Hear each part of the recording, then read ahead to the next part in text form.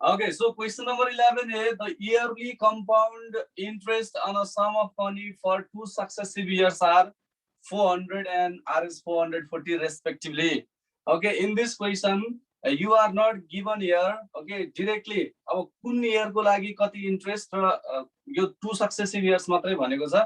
Okay, but you are not clearly mentioned here. Okay, कुन चाहिँ दुईटा successive years हो भनेर भनेको छैन. Simply 2 successive years भनेर भनेको छ है. Okay, simply 2 successive years भनेर भनेको छ. त्यही भएर हामीलाई यो अब compound interest for 2 years yeah compound interest for 3 years yeah compound interest for 5 years भनेर यो क्वेशनमा लेख्न मिलेन.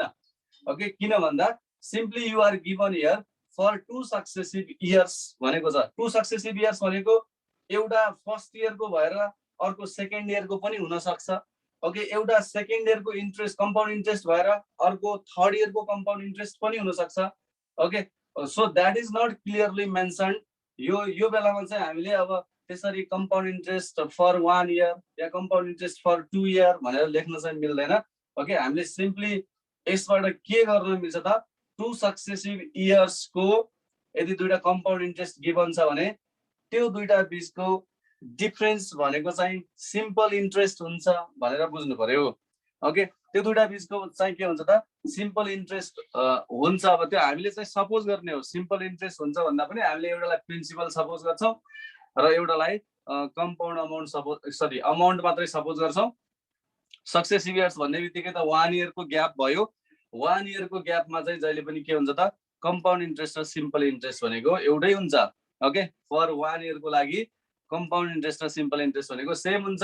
Okay, from there we can find the rate. त्यसबाट हामीले रेट फाइन्ड आउट गर्न मिल्छ. Okay, so let's solve it. यहाँ हामीलाई गिभन के छ हेरौँ त. सबभन्दा पहिले त्यही कुरा लेखौँ. यहाँ चाहिँ yearly compound interest on a sum of money for 2 successive years are Rs 400 and Rs 440. यो कुरा गिभनमै लेख्नु पर्यो है. जसरी हामीलाई क्वेशनमा गिभन छ गिभनमै के लेख्नु पर्यो. ओके, yearly compound interest भनेर त्यहाँ जसरी ल्याङ्ग्वेजमा गिभन छ similarly you have to write here. yearly compound interest on a sum of money, okay, for 2 successive years, for two successive years are Rs 400, okay, and Rs 440 respectively. These things are given here. Okay, हामीलाई त गिभनमा यो छ yearly compound interest on a sum of money for 2 successive years. है, यहाँ successive years भनेको छ. दुईटा अब successive years भनेपछि हामीले भनिसक्यौं जुनसुकै दुईटा successive years हुन सक्छ है. फर्स्ट इयर सेकेन्ड इयर हुन सक्छ, सेकेन्ड इयर थर्ड इयर हुन सक्छ, okay, third year fourth year हुन सक्छ. यहाँ चाहिँ हामीलाई सिम्पली सक्सेसिभ इयर्स भनेर भनेको छ. ओके, अब यति कुरा त भयो. अब हामीलाई यति मात्रै गिभन छ and we are asked to find here calculate the rate of interest and the original sum. Original sum भनेको ओके जुन फर्स्ट इयर को लागि सम हुन्छ त्यही फाइन्ड आउट गर्ने है. फर्स्ट इयर को समलाई नै के भन्छ त ओरिजिनल सम भन्छ है. Okay, so let's write here what are the things asked here. अब हामीलाई सोधेको चाहिँ original sum. Okay, you are asked to find here original sum, that is P is equals to what? Rate of interest also we are asked here. Rate of interest. Okay, rate of interest. R is equals to what? Okay, these two things are asked here. अब मैले simply भनिसकेको छु. अब हामीलाई यसरी successive years को कुनै दुईटा इन्ट्रेस्ट दिएको छ भने यो फर्स्ट वानलाई हामी के सपोज गर्छौं त we will suppose here this one is principal. Okay, so let's write here let, okay, let principal, okay, let principal P is equals to Rs 400. Okay, let principal P is equals to Rs 400. यसरी हामीले प्रिन्सिपललाई चाहिँ Rs 400 भनेर suppose गर्यौं र त्यसो भए and amount भनेर suppose गरौं amount. Okay, and amount A is equals to that will be Rs 440. Okay, Rs 440. अब सिम्पली हामीले प्रिन्सिपल पी भनेको आरएस 400 सपोज गर्यौं भने अमाउन्ट ए भनेको चाहिँ आरएस 440 भयो. Now simple interest. Now simple interest, that is SI. SI is equals to, you know the formula, very simple formula, A minus P. Okay, this is the formula for simple interest. Simple interest, SI is equals to A minus P. So we can write here RS 440 minus RS 400. Okay, this is equals to, we can simply write here RS 40. ल SI भनेको चाहिँ simply के आयो त यहाँ? SI भनेको simply we found here RS 40. यहाँसम्म हामीलाई सिम्पल इन्ट्रेस्ट पनि थाहा भयो, प्रिन्सिपल पनि थाहा छ. टाइमको कुरा हेरौँ न. टाइम भनेको त सक्सेसिभ इयर्सको लागि टाइम भनेको कति हुन्छ त? 1 इयर त हुन्छ नि, हो कि हैन? सक्सेसिभ इयर्सको लागि time T is equals to कति हुन्छ? 1 इयर हुन्छ है. टाइम टी भनेको चाहिँ that is the 1 year. Okay, now let's find the rate of interest. अब हामीले सिम्पली यहाँ यति कुरा किन गर्यौं? Okay, why we did all this things here? To find the rate of interest, है. Rate of interest find out गर्नलाई हो. किन भन्दा rate of interest 400 बाट 440 पुग्न जति rate of interest लागेको छ, प्रिन्सिपल कम्पाउन्ड अमाउन्ट बन्न पनि त्यति नै के हुन्छ त? रेट लाग्छ. रेट भनेको त सेम हुन्छ नि. हाम्रो 1 इयर को लागि रेट, 2 इयर को लागि, 3 इयर को लागि हाम्रो रेटमा त फरक पर्दैन. Rate will be same. Okay, that's why just to find the rate. अब हामीले रेट फाइन्ड आउट गरौँ है त. Again, what we can find here? Rate of interest. Okay, rate of interest. Rate of interest, that is R is equals to, okay, you know the formula, SI into 100 divided by P into T. SI into 100 divided by P into T. SI means 40. 40 into 100 divided by principal means 400. 400 into 1. Okay, so you can simply 0, 2 zeros, 2 zeros we can cancel. 40 by 4 means we found here 10% per annum. अब के confusion छैन? हामीलाई rate of interest थाहा भइसक्यो. Okay, अब rate of interest थाहा भइसक्यो भने अब हामीलाई चाहिँ खास ओरिजिनल प्रिन्सिपल के हो भनेर सोधिरहेछ नि. What is the original principal भनेको छ. ओके, अब चाहिँ ओरिजिनल प्रिन्सिपल भनेको कति हुन्छ? That we are going to find. अब हामीलाई रेट थाहा भइसक्यो. ओके, रेट भनेको 10% पर एनम छ. अनि हामीलाई यो यहाँ चाहिँ हामीले यो अब के भनेको छौ त यसमा? सक्सेसिभ इयर्स भनेर भनेको छौ नि. जस्तो 400 भनेको यदि हामीले इन्ट्रेस्ट ओरिजिनल प्रिन्सिपलको चाहिँ फर्स्ट इयरको इन्ट्रेस्ट हो भनेर सपोज गर्यौं भने, okay, then we can find the original principal है. अब यहाँ चाहिँ खास के छ? here the compound interest of original principal for the first year. Okay, that is CI 1 is equals to कति given छ? Okay, you know that there is RS 400. हामीलाई कति given छ? RS 400. Okay, so here the compound interest of original principal for the first year, that is CI1 is equals to RS 400. Or what we can write here? अब हामी यहाँ compound interest को formula use गर्छौं. Okay, we are going to use here the compound interest formula. So that is P bracket 1 plus R upon 100 power T minus 1. Okay, so this is RS 400. यो त हामीलाई 400 छ. So this is P. अब हामीलाई यहाँ के लेख्नु पर्यो त? 1 plus R means we have already calculated there, 10 divided by 100. Okay, then power यहाँ हामीले compound interest of original principal for the first year भनेको छौं. त्यही भएर यहाँ हामीले 1 लेख्नु पर्यो, power 1, then minus 1. This is equals to 400. Okay, so अब यो 1 हुँदाखेरि त हामीले कुनै calculation no need to do here. Simply के गर्न मिल्छ? 1 plus 10 upon 100. Okay, simply minus 1 we can write, and this is equals to 400. Okay, so 1 and minus 1 we can cancel here. Okay, अब यसमा त अरु के पनि क्यान्सल गर्न मिल्छ. This 0 and 0 we can cancel. So simply we got here P into 1 upon 10. This is equals to 400.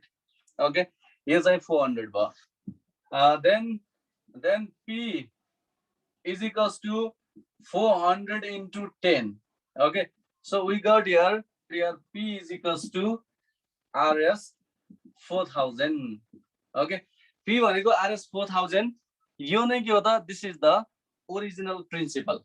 Okay, त्यसैले हामीलाई क्वेशनमा what is asked there? Find the rate of interest and the original principal. We have already found here. Hence the rate of interest. Hence the rate of interest. Rate of interest and the original principal are 10% per annum and RS 4000 respectively. Okay, respectively. In this way, we completed this one, question number 11A. Okay, so question number 11B, the compound interest calculated yearly on a certain sum of money for the second year is RS 1320 and for the third year is RS 1452. Okay, that means here also compound interest is given for 2 successive years. So, यहाँ पनि successive years नै छ किन भन्दा second year र third year भनेपछि successive years नै हो. Second पछाडी third आउँछ immediately. That's why second year र third year को compound interest दिनु भनेको. Okay, from the difference we can find the SI, simple interest आउँछ र हामीले एउटालाई प्रिन्सिपल सपोज गर्दियौ. ओके, एउटालाई भन्नाले सेकेन्ड इयर को लाई नै प्रिन्सिपल सपोज गर्नुपर्छ. ओके, सेकेन्ड इयर को लाई हामीले प्रिन्सिपल सपोज गर्यौं भने okay then we can easily find the rate of interest. त्यसबाट रेट अफ इन्ट्रेस्ट आउँछ. ओके, तर अब हामीलाई सेकेन्ड इयर को कम्पाउन्ड इन्ट्रेस्ट गिवन छ भने हामीलाई सेकेन्ड इयर सम्मको प्रिन्सिपल के हुन्छ त? एक्ज्याक्टली पी हुँदैन. यदि हामीले ओरिजिनल सम अफ मनीलाई सपोज पी सपोज गर्यौं भने त्यहाँ हामीले सेकेन्ड इयरमा कम्पाउन्ड इन्ट्रेस्ट को लागि पी युज गर्न मिल्दैन, अलिकति फरक पर्छ है त. Okay, let's solve this one, you will understand here. So let's solve here. हामीलाई त यहाँ सिम्पली जसरी गिवन छ त्यही कुरा लेखौं है त. हामीलाई चाहिँ compound interest, okay, here compound interest on a certain sum of money for the second year given cha. Okay, now for the second year given cha, so we'll write here given ma compound interest on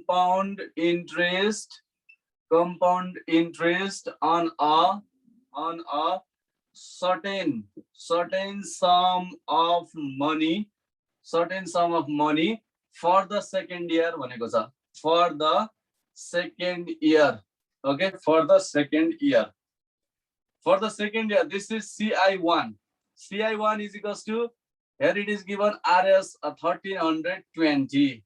Okay, you want to go CI1. This is RS 1320.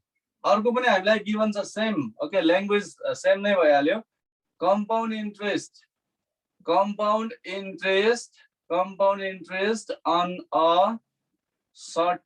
on a certain sum of money for the third year. Okay, for the third year भनेर given छ. For the third year, that you can suppose here CI2. Okay, CI2 भनेको this is given here RS 1452. 1452 that is given here. Okay, ल हामीले CI1 र CI2 लेख्यौं. अब यसमा हामीलाई rate of interest find out गर्नु छ र ओरिजिनल सम अफ मनी पनि फाइन्ड आउट गर्नु छ. यहाँ चाहिँ हामीलाई rate of interest okay, rate of interest that is R is equals to what? हामीलाई रेट अफ इन्ट्रेस्ट क्याल्कुलेट गर्नु छ एउटा, अर्को चाहिँ original sum of money. Original sum of money भनेको P is equals to what? Okay, now we are going to find here difference between CI1 and CI2. Alright, the difference भनेको चाहिँ के हुन्छ त? That will be the simple interest. हामीलाई यहाँ now difference between, okay, now difference between CI1, okay, and CI2. Difference between CI1 and CI2. This is equals to, we can write here. अब कुन छ त? ग्रेटर जुन छ त्यहीबाट minus गर्नु पर्यो हामीलाई CI2 माइनस CI1 भनेर लेख्ने है डिफरेन्स भनेको ग्रेटर माइनस स्मलर गरौँ यसमा CI2 भनेको चाहिँ that is RS 1400 RS 1452 minus RS कति छ त 1320 ओके RS 1320 ल यो सिम्पली हामीले यसलाई के गरौँ त लेट्स सबट्र्याक्ट हियर है ल सबट्र्याक्ट गरौँ त what will get here RS 132 we found here RS 132 okay ल RS 132 भनेको अब यो के हो सिम्पल इन्ट्रेस्ट थाहा भइसक्यो difference between CI1 and CI2 successive years को CI1 र CI2 बीचको डिफरेन्स भनेको सिम्पल इन्ट्रेस्ट हुन्छ ओके रिमेम्बर दैट वान त्यही भएर अब हामी यहाँ फर द सेकेन्ड इयर भनेर लेखिरहेको छौँ है फर द सेकेन्ड इयर किन भन्दा हामीलाई यहाँ सेकेन्ड इयर को के गिभन छ त for the second year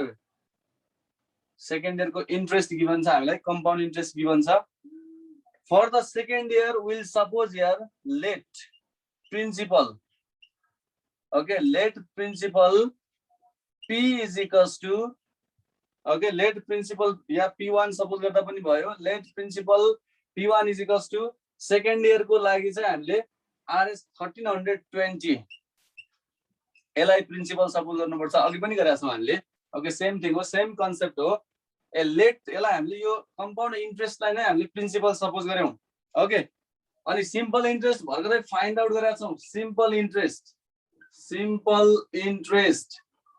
okay simple interest that is SI simple interest SI is equals to RS 132 okay principal थाहा भयो simple interest also we know time भनेको कति हुन्छ त अब सक्सेसिभ इयर्समा सेकेन्ड देखि थर्ड भनेको टाइम T भनेको 1 इयर हुन्छ okay that is 1 year now rate of interest find out गर्ने अघिकै फर्मुला हो now rate of interest okay rate of interest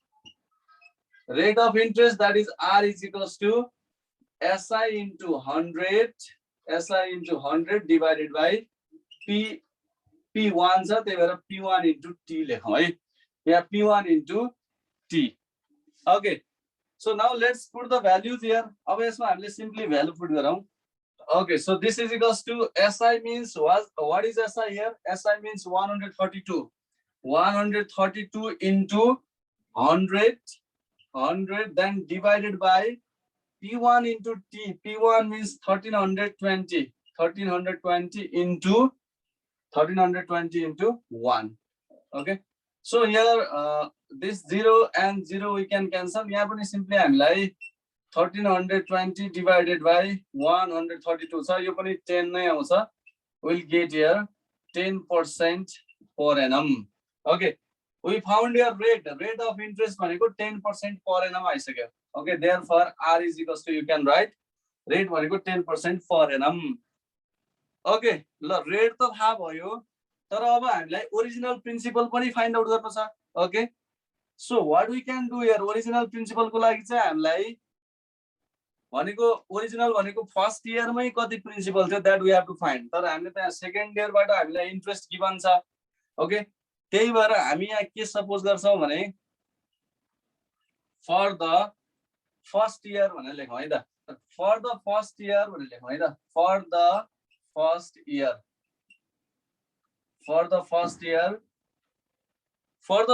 what is हामीले प्रिन्सिपल सपोज गरौं let okay let principal P is equals to ल x suppose गरौं solve गर्दा अलि सजिलो होला RS x rate थाहा भइसक्यो okay rate of interest we have calculated here rate of